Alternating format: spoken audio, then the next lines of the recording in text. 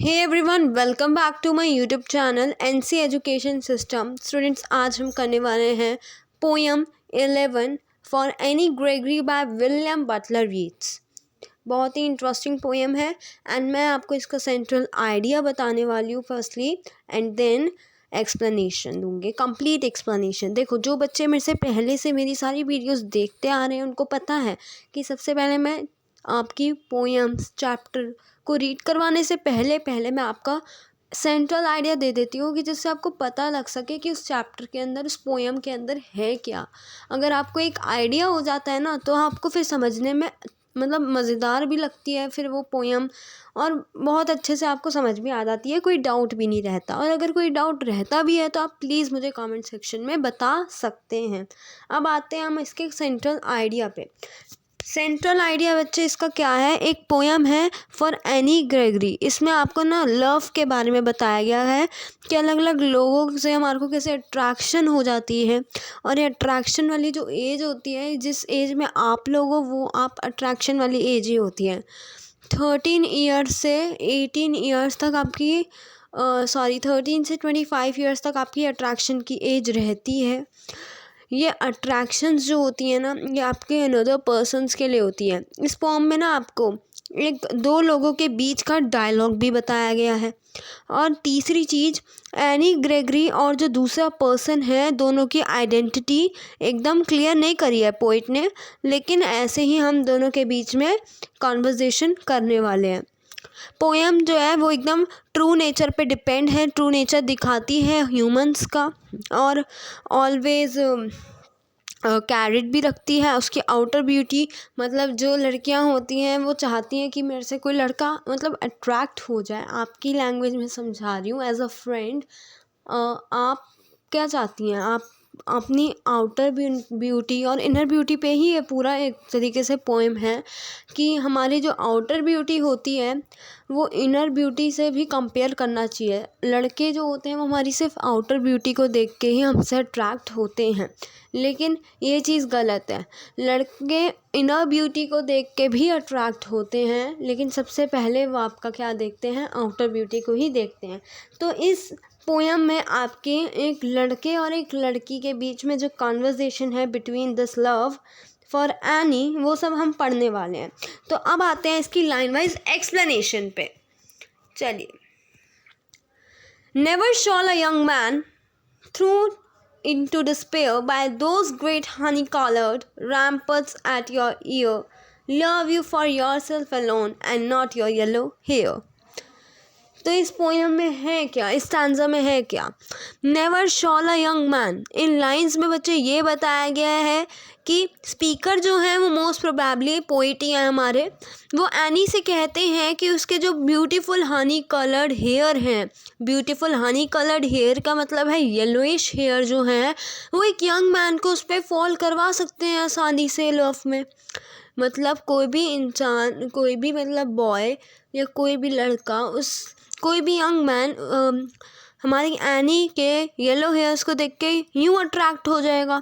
ये बोल रही हूँ मैं कि any young man fall hopelessly in love with her. ठीक है बच्चे, कोई भी लव में एनी के साथ चले जाएगा उसके सिर्फ और सिर्फ ब्यूटीफुल येलो हेयर्स देख के। एनी के जो हनी कलर्ड हेयर है वो उसकी आउटर ब्यूटी है, और उसके आसपास कानों के वो हनी कलर्ड हेयर जो है उसके ईयर्स को कवर्ड कर देते हैं, और उसको कंपेयर करा गया है उसी कानों को उसकी वॉल्स, मतलब कान के आसपास जो उसके बाल हैं वो कान जो है उसके बालों को ढक रहा है, और जो चीज़ ढक रही है वो उसको वॉल्स की तरह रेफ़र कर रहे हैं यहाँ पे, जो कि क्या करता है, जो कि किसी की भी अंदर की सुंदरता को रोकता है, किसी के भी अंदर के सोल को वो क्या करता है, रोकता है। ये जो ब्यूटी है ये कैप्चर कर सकते हैं हम मैन की अटेंशन को देख के। इन सच अ वे वो कभी भी एनी की इनर ब्यूटी को नहीं देखेगा या उसके करेक्टर को नहीं देखेगा। थस क्या है, हम इससे समझते हैं कि कोई भी मैन एनी की इनर ब्यूटी को देख के उसे पसंद नहीं करेगा। सिर्फ़ और सिर्फ अगर उसको पसंद करेगा तो उसके येलो हेयर, उसकी आउटर ब्यूटी को देख के ही पसंद करेगा। आई होप आपको स्टैंजा 1 समझ में आया होगा। अब मैं इसकी एक बार लाइन वाइज बता देती हूँ explanation. Never shawl a young man throne into disappear. Throne into disappear का मतलब वही है कि कोई भी यंग मैन जो है वो उसकी इनर ब्यूटी को देख के उससे कभी भी लव नहीं करेगा, सिर्फ और सिर्फ उसकी आउटर ब्यूटी येलो हेयर है उसको देख के ही उसको पसंद करेगा। उसके करेक्टर को नहीं देखेगा, सिर्फ और सिर्फ उसके येलो हेयर्स को देख के ही अट्रैक्ट हो जाएगा उसकी तरफ। By those great honey-colored ramparts at your ear. By those great honey-colored यहाँ पे येलो हेयर्स हैं। Ramparts at your ear. Ramparts क्या है? वही प्रोटेक्टिंग वॉल है along the fort. जैसे किसी रेड फोर्ट की दीवारें नहीं होती, वो दीवारें जो होती हैं वो पूरे रेड फोर्ट को ढक देती हैं। बाहर से जो बाउंड्री बना रखी होती है ना, वो फोर्ट उसको कहते हैं, उसको रैम्पर्ट्स कहते हैं। मतलब जैसे रेड फोर्ट है उसकी बाउंड्री के आसपास क्या है, दीवारें हैं, वो दीवारें क्या कर रही हैं, उसको कवर कर लेती हैं और वो एक तरीके से प्रोटेक्टिंग वॉल है उसके लिए, रेड फोर्ट के लिए। तो उसी चीज़ को हम रैम्पर्ट्स कहते हैं। सिमिलरली जो लड़की है, लड़की के जो कान हैं वो उसके हेयर की एक प्रोटेक्टिंग वॉल है, वो प्रोटेक्टिंग वॉल को, उसके कानों को रैम्पर्ट्स कहा गया है। ठीक है। Love you for yourself अनोल and not your yellow ear. अगर तुम्हें किसी भी यंग मैन को, अगर एनी को पसंद करना है, कोई भी किसी को अगर किसी की तरफ भी अट्रैक्ट होता है, तो सिर्फ़ और सिर्फ उसको उसकी इनर ब्यूटी ही देखनी चाहिए, आउटर ब्यूटी नहीं देखनी चाहिए। And not your yellow hair, यहाँ पे पोइट यही समझाना चाह रहे हैं कि सिर्फ और सिर्फ उसके बाहर से उसके येलो हेयर्स को नहीं देखना चाहिए, उसकी इनर ब्यूटी देखिए। आप किसी को भी अगर लव करोगे, किसी को भी प्यार करोगे, तो दिल से करना होगा आपको। उसके अंदर की हर चीज़ देख के, उसकी इनर ब्यूटी को देख के, उसके करेक्टर को देख के, उसमें अटेंशन है क्या, वो आई कांटेक्ट मिला के बात करती है, हर चीज़ आपको देखनी है। और लव सिर्फ और सिर्फ उसके बालों को ही मतलब यहाँ पे कर रहा है। जो यंग मैन है ना, वो एनी के सिर्फ बालों से ही प्यार कर रहा है, उसके करेक्टर से प्यार नहीं कर रहा, उसकी इनर ब्यूटी से प्यार नहीं कर रहा। आई होप आपको फर्स्ट आंसर समझ में आया होगा। देखो बच्चे, ये एक एक लाइन के एक्सप्लेनेशन ना बहुत टाइम कंज्यूमिंग है, बट ऐसे ही ये पोएम समझ में आने वाली है। तो इसको अगर ये जितना भी लंबा खींचेगी ना, आप अगर इसको पूरी वीडियो को देख लोगे ना, तो आपको पूरा अच्छे से स्टैंजा सारे समझ में आ जाएंगे। Now come to next stanza. But I can get a hair dye and set such colour there, brown or black or carrot, that young man in despair may love me for myself alone and not my yellow hair. अब यहाँ पे any जो है ना, वो बड़ी ही अच्छी चीज़ कहती है। एनी के जो हेयर थे वो येलो लाइक कलर के थे। येलो लाइक कलर मतलब हनी जैसे कलर, हनी कलर जो येलोइश हेयर थे एनी के।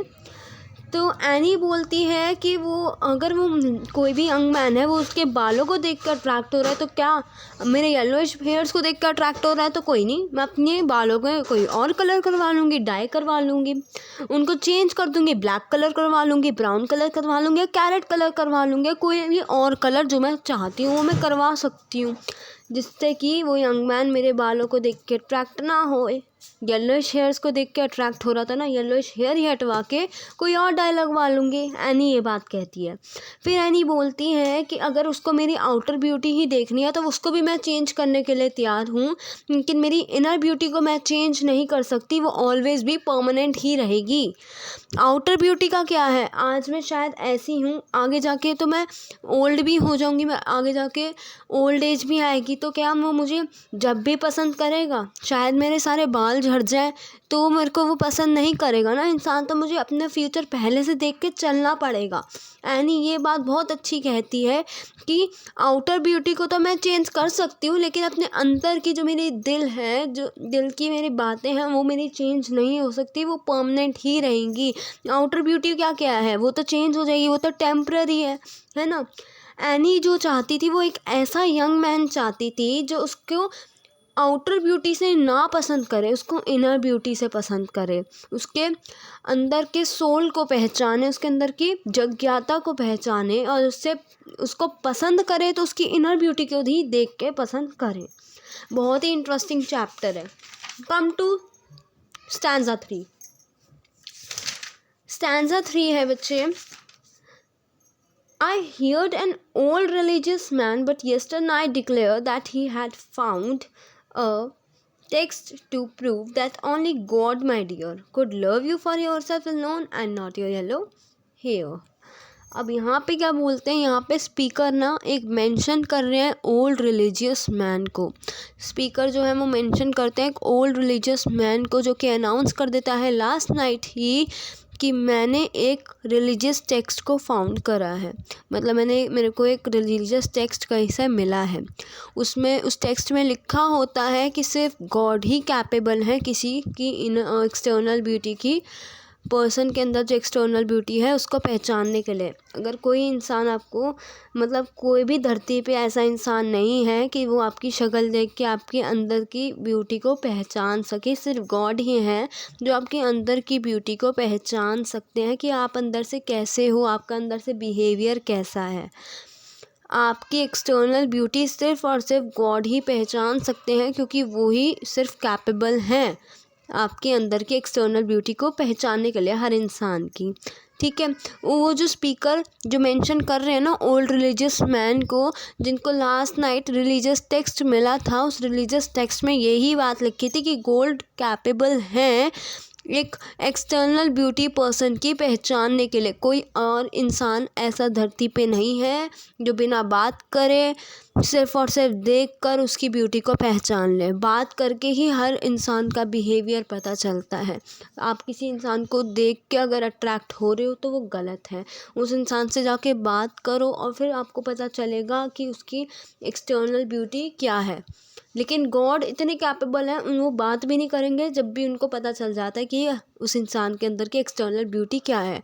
तो ये जो एक कैपेबिलिटी है ना, कैपेबिलिटी, ये सिर्फ गॉड के अंदर है, किसी भी पर्सन के अंदर नहीं है जो इस धरती पे है अभी। ओनली सिर्फ और सिर्फ भगवान ही जानते हैं एक इंसान के अंदर या इंसान के पीछे की ब्यूटी को। ठीक है, आप ये बोल सकते हो। स्पीकर का मतलब यहाँ पे है जिनके, मतलब ह्यूमंस के अंदर कैपेसिटी है ही नहीं कि वो समझ सके किसी भी इंसान के अंदर के सोल को। सिर्फ और सिर्फ वो कैपेसिटी है तो सिर्फ और सिर्फ भगवान में है, सिर्फ और सिर्फ गॉड के अंदर है कि वो एक इंसान के अंदर का सोल पहचान सके। ह्यूमन जो होते हैं वो सिर्फ और सिर्फ उस इंसान की आउटर ब्यूटी को देख के ही अट्रैक्ट होते हैं। देयरफॉर मैं ये कहना चाहूँगी, और स्पीकर फाइनली बोलते हैं कि एनी जो है वो सिर्फ और सिर्फ क्या कर रही है, गॉड से ही प्यार कर रही है, क्योंकि गॉड ही जो है वो इनर क्वालिटी को पहचान पाते हैं। गॉड ही होते हैं जो इनर क्वालिटी को पहचान पाते हैं। अगर गॉड जो है ना वो एनी को, अगर एनी से अट्रैक्ट हो भी जाएंगे तो गॉड एनी से अट्रैक्ट होंगे उसकी इनर ब्यूटी को देख के नहीं, उसकी आउटर ब्यूटी को देख के नहीं, उसकी इनर ब्यूटी को देख के गॉड अट्रैक्ट होंगे एनी से। क्यों?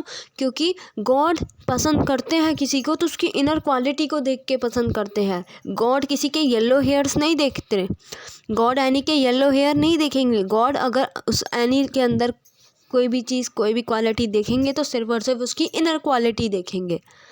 ये बताया गया है आपका स्टैंजा 3 में। आई होप आपको समझ में आया होगा। सिर्फ स्टैंजा 3 में ये बताया गया है, स्पीकर मेंशन करता है एक ओल्ड रिलीजियस मैन को, जो कि अनाउंस करता है लास्ट नाइट कि मुझे ना एक रिलीजियस टेक्स्ट कहीं से प्राप्त हुआ है। वो रिलीजियस टेक्स्ट जो है ना, वो टेक्स्ट लिखा गया है, उस टेक्स्ट में ये लिखा गया है कि सिर्फ गॉड के अंदर ही कैपेसिटी है, गॉड ही कैपेबल हैं कि वो किसी भी इंसान की एक्सटर्नल ब्यूटी को पहचान सकें। यहाँ पे स्पीकर का मतलब ये कहना है कि ह्यूमंस के अंदर कैपेसिटी है ही नहीं, वो समझ ही नहीं सकते कि एक इंसान के अंदर का सोल, एक इंसान के अंदर की अच्छाइयाँ, एक इंसान के अंदर की खूबियाँ, उसके अंदर की क्वालिटी, अच्छी क्वालिटी, बुरी क्वालिटी कुछ नहीं पहचान सकता है इंसान। ह्यूमंस जो होते हैं वो सिर्फ और सिर्फ अट्रैक्ट होते हैं तो उसकी आउटर ब्यूटी को देख के ही इंसान के अट्रैक्ट होते हैं। वो कभी भी किसी की केयर नहीं करेंगे अगर इंसान को जानेंगे, अगर उसके ब्यूटीफुल अपीयरेंस के पीछे क्या है, अगर ब्यूटीफुल अपीयरेंस के पीछे का अगर वो इंसान जानेगा नहीं तो वो कभी भी उसकी केयर तो करेगा ही नहीं, क्योंकि उसने प्यार किससे किया था? प्यार तो उसने येलो हेयर्स को देख के किया था, उसकी इनर क्वालिटीज़ को देख के थोड़ी ना प्यार करा था। आई होप आपको समझ आया होगा। और यहाँ के जो पोइटिक डिवाइसेस जो पोएम में यूज़ हो रहे हैं वो भी हम एक बार देख लेते हैं। बहुत ही अच्छी स्टोरी है और बहुत ही अच्छा मैसेज भी इससे मिलता है। मेटाफॉर क्या है, आते हैं इसमें पोइटिक डिवाइसेस जो इस पोएम में यूज़ किए गए हैं। मेटाफॉर वो डिवाइस होता है जिसमें दो चीज़ों के बारे में कंपेयर हो रहा होता है या क्वालिटी के बारे में कंपेयर हो रहा होता है। यहाँ पे बोला गया था हनी कलर्ड रैम्पर्ट्स, तो वहाँ पे भी मेटाफॉर यूज़ हो रहा है क्योंकि वहाँ पे दो चीज़ों को मिला के यूज़ करा गया है। हनी कलर्ड जो कि हेयर्स हैं और रैम्पर्ट्स जो कि ईयर्स हैं। ठीक है, एलिट्रेशन भी यूज़ हो रहा है यहाँ पे आपकी ये वाली लाइन में, गिरा बच्चा and not my yellow hair. इस लाइन में आपका एलिट्रेशन यूज़ हो रहा है। एलिट्रेशन मतलब रिपीटेशन होता है आपके इनिशियल कांस्टेंट साउंड्स का सेम लाइन के अंदर। यहाँ पे सेम लाइन क्या है, यहाँ पे किस चीज़ का रिपीटेशन हो रहा है, अगर आप ध्यान से देखोगे तो आपको दिख जाएगा इस वाली लाइन में, and not your yellow hair में योर में भी वाई और येलो में भी वाई, तो मतलब दो कांस्टेंट साउंड्स का रेपिटेशन हो रहा है वाई वाई, तो यहाँ पे आपका एलिट्रेशन यूज़ होता है। तीसरी चीज़ यहाँ पे राइम स्कीम है, बिल्कुल यहाँ पे राइम स्कीम है। और राइम स्कीम क्या बन रही है, ABCBDB, ABCBDB। आई होप आपको समझ में आ गया होगा। सारे पोएटिक डिवाइसेस में मैंने जो इस पोएम में यूज़ हो रहे थे वो भी बता दिए। एक्सप्लेनेशन एक एक स्टांजा की अच्छे से करी है। बस आप इस वीडियो को पूरा अगर एंड तक अभी तक देखते आ रहे हो ना, तो प्लीज़ बिना शर्माए चैनल को सब्सक्राइब कर दो, क्योंकि मुझे पता है मेरे बच्चों को कोई डाउट नहीं रहा होगा, क्योंकि मैंने एक्सप्लेनेशन इतने कॉन्फिडेंस से करी है कि मेरे बच्चे इस चैप्टर इस पोएम में बहुत अच्छे नंबर लाकर दिखाएंगे। ये पोएम ही ऐसी है पूरी बुक में जो इतनी इंटरेस्टिंग है। एक और पोएम ऐसे लव से रिलेटेड है, वो मैं पढ़ाऊँगी आपको नेक्स्ट वीडियो के अंदर। Till then bye bye.